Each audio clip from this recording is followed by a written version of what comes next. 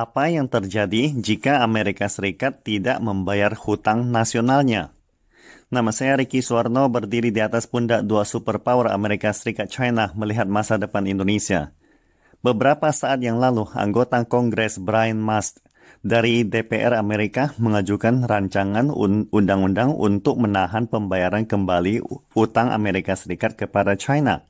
Artinya pemerintah Amerika tidak ingin membayar kembali uang yang terhutang ke China. China adalah negara kreditor terbesar Amerika di dunia. Brian Mast menuduh bahwa virus corona telah menyebabkan kerugian besar bagi Amerika Serikat, maka perlu melakukan penghukuman bagi China. Pernyataan ini terdengar sangat tidak bertanggung jawab, karena sampai saat ini tidak ada bukti yang menunjukkan walaupun epidemi pertama kali meletus di China, tetapi jauh hari sebelumnya, gejala epidemi ini telah muncul di Eropa maupun Amerika Serikat sendiri. Mungkinkah rancangan undang-undang ini disahkan? Apa yang terjadi jika Amerika Serikat benar-benar tidak ingin mengembalikan hutang negaranya? Karena hal ini juga bakalan terjadi kepada negara lain termasuk Indonesia.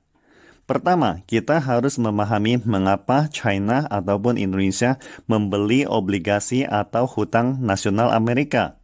Alasan fundamentalnya adalah volume perdagangan China adalah terbesar di dunia. China kini telah menjadi negara perdagangan nomor 1 di dunia, dengan total volume perdagangan 32,16 triliun dolar pada tahun 2020. Semakin besar volume ekspor China, akan semakin banyak dolar yang dihasilkan. Jika China ingin menukarnya dengan Chinese yuan, adalah suatu hal yang kurang memungkinkan. Karena peredaran Chinese yuan sebagai mata uang internasional masih sangat terbatas. Di samping itu, Bank Dunia tidak dapat menukar begitu banyak renminbi, atau bahkan setelah penukaran, China masih memiliki banyak dolar Amerika yang tersisa. Jadi bagaimana mengatasi masalah dolar yang banyak tersisa ini? China tidak mungkin membiarkannya begitu saja, karena mata uang akan selalu terdepresiasi. Jadi hanya ada dua cara membuat uang ini menghasilkan keuntungan. Salah satunya adalah China membantu membangun negara-negara miskin seperti Afrika, memperbaiki infrastruktur mereka, membangun rel kereta api, memperbaiki jalan, membangun pabrik, dan sebagainya. Dengan demikian, China akan memperoleh hak operasional selama beberapa tahun, dan kemudian menyerahkan fasilitas tersebut kepada negara-negara yang dibantunya. Pendapatan yang dihasilkan selama periode waktu tersebut adalah uang yang diperoleh dari investasi China di luar negeri. Metode kedua adalah langsung memberikan pinjaman kepada negara-negara miskin. Tetapi, kedua metode ini memiliki risiko yang sangat tinggi, karena politik banyak negara miskin kurang stabil. Oleh karena itu, sangatlah beresiko menggunakan semua cadangan devisa untuk kedua aspek ini. Jadi, apa yang harus dilakukan China dengan dolar yang begitu banyak? Proyek apa yang bisa menghasilkan pendapatan yang lebih stabil? Jawabannya yang tersisa adalah membeli hutang nasional Amerika Serikat. Mungkin ada teman yang bertanya, mengapa tidak membeli emas saja? Pada dasarnya, di dunia ini hanya ada sekitar 70.000 ton emas yang tersedia untuk diperdagangkan di dunia, atau sekitar 3 triliun dolar jika dihitung dalam dolar Amerika Serikat. Apalagi bukan hanya China yang akan membelinya, negara lain termasuk Indonesia juga akan membelinya. Jadi, jelas tidak cukup bagi China untuk membeli semua emas ini. Jadi, peluang yang tersisa selain emas hanyalah dolar Amerika Serikat. Oleh karena itu, China hanya dapat terus membeli obligasi Amerika karena jumlah total perdagangan luar negerinya yang luar biasa besar dan meningkat setiap tahun. Tidak ada pilihan lain untuk mencegah hal ini. Dari segi sejarah, Amerika Serikat memang bisa dipercaya dulunya. Mereka telah melakukan cicilan dan pembayaran hutang bunga sesuai jadwal.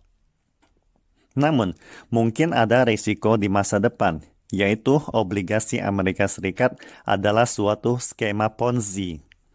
Pada Maret 2021, jumlah utang Amerika Serikat telah mencapai 28 triliun dolar yang belum pernah terjadi sebelumnya. Hal ini setara dengan setiap orang Amerika berhutang sekitar 85.000 dolar. Ini semua belum termasuk hutang pemerintah federal Amerika ataupun perusahaan swasta di Amerika. Jadi, berapa pendapatan tahunan pemerintah Amerika untuk membayar hutang ini? Menurut data pemerintah federal, pendapatan fiskal mereka pada tahun 2020 adalah 3,6 triliun dolar. Bahkan jika semua orang Amerika tidak makan atau minum, mereka perlu waktu 7-8 tahun untuk melunasi semua hutang nasional saat ini. 28 triliun dolar Amerika Serikat. Satu hal yang harus kita perhatikan adalah besarnya hutang Amerika telah meningkat selama 20 tahun terakhir. Ketika George Bush Jr. terpilih menjadi presiden pada tahun 2001, total hutang nasional Amerika hanya sebesar 3 triliun dolar. Begitu ia menjabat presiden, ia meluncurkan rencana pemotongan pajak terbesar dalam sejarah Amerika. Skala sangat besar mencapai 1,3 triliun pajak terpotong. Jika ingin mengurangi besarnya hutang negara, Amerika seharusnya perlu lebih menghemat. Namun sayangnya George Bush Jr. sangat sial. Pada masa periodenya, ia menghadapi serangan teroris 9/11. Anti-terorisme menjadi kebijakan dasar nasional Amerika. Selama pemerintahannya, ia berturut-turut melancarkan perang terhadap Afghanistan dan Irak. Setidaknya 4 triliun telah dihabiskannya. Dari mana uang itu berasal? Tentu saja penerbitan obligasi hutang negara. Ketika dia turun jabatan, total hutang Amerika telah berlipat ganda menjadi 10,6 triliun dolar. Kemudian Obama berkuasa pada tahun 2009. Sangatlah masuk akal bila dia harus meningkatkan pendapatan dan mengurangi pengeluaran, serta memperlambat pertumbuhan hutang nasional obligasi Amerika. Tetapi bagaimana dia bisa mencapai kesuksesan politik tanpa mengeluarkan uang? Akibatnya, Obama tidak mengoreksi kesalahan para pendahulunya, melainkan meneruskannya. Jadi ketika dia meninggalkan jabatan pada tahun 2017, total hutang Amerika sudah mencapai 19,95 triliun dolar. Hutang yang dihasilkan selama masa jabatannya hampir sama dengan jumlah total hutang yang diakumulasi oleh Amerika Serikat selama 100 tahun. Setelah itu, Trump menjabat sebagai presiden selama 4 tahun dan mengalami gelombang epidemi virus corona.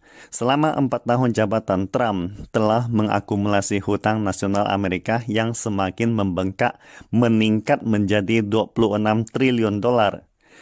Pada dasarnya, ketika kita membayar pinjaman rumah misalnya, semakin kita membayar, semakin berkurang hutang kita. Namun sebaliknya sangat berbeda dengan Amerika Serikat. Semakin mereka membayar pinjaman, semakin menumpuk hutangnya. Apa artinya ini? Artinya uang yang digunakan untuk membayar hutang lama seluruhnya berasal dari pinjaman uang dari hutang baru. Dengan kata lain, pemerintah Amerika Serikat tidak menggunakan 1 sen pun dari uangnya sendiri untuk melunasi hutang, melainkan menggunakan uang pinjaman baru untuk melunasi hutang lama. Ini adalah tindakan ilegal baik di China maupun Indonesia. Namun pemerintah Amerika Serikat adalah negara paling berkuasa di dunia. Tidak ada negara yang bisa mengendalikan perbuatannya. Jadi kembali ke rancangan Brian Mast yang mengusulkan Kongres Amerika untuk tidak membayar hutang nasionalnya kepada China. Kekhawatiran ini sebenarnya tidak perlu. Jika Amerika Serikat berani melanggar hutang pinjamannya, China justru akan menjadi negara pertama yang mendukungnya. Karena jika pemerintah Amerika Serikat tidak mengakui hutang nasionalnya, secara langsung akan menyebabkan kredit dolar menghilang. Karena dolar Amerika adalah produk kredit obligasi Amerika. Akibatnya, Uni Eropa, Inggris maupun China akan mengusulkan penggunaan mata uang mereka sebagai pengganti dolar. Dolar Amerika Serikat dicetak oleh Federal Reserve, sebuah konsorsium perbankan swasta yang digabungkan dengan kredit nasional untuk mendukung kredit dolar Amerika. Jadi, sebenarnya Amerika Serikat sangatlah takut jika China sebagai kreditor terbesar obligasi Amerika akan menjual hutang nasional Amerika, yang akan menyebabkan harga obligasi Amerika anjlok. Akibatnya, negara lain juga akan ikut menjual obligasi Amerika, sehingga nantinya dolar Amerika kehilangan basis kreditnya. Alasan lain mengapa Amerika Serikat tidak membayar hutang nasionalnya kepada China, dikarenakan hutang nasional Amerika sendiri tidak dapat dibekukan. Karena hutang nasional itu bersifat anonim. Amerika Serikat tidak dapat membedakan mana hutang nasional milik China, Jepang, ataupun Indonesia. Akan tetapi, jika Amerika Serikat benar-benar ingin menjadi preman, Amerika Serikat memang bisa membekukan semua rekening keuangan China di Amerika. Sebagai balasannya, China juga akan membekukan semua aset Amerika Serikat di China dan menghentikan semua pertukaran mata uang renminbi dan dolar Amerika Serikat. Aset ini sangat penting dan berkaitan dengan kelangsungan hidup perusahaan teknologi Amerika. Jadi, konsekuensinya sangat jelas. China tidak dapat menanggung akibatnya. Demikian pula Amerika Serikat sendiri. Jadi, jika Amerika memang ingin menggelapkan hutang nasionalnya, Amerika Serikat perlu mempertimbangkannya 1000 kali. Pastikan Anda subscribe dan share akun ini supaya senantiasa mendapatkan info terbaru tentang teknologi terkini AI berkaitan. Salam Indonesia.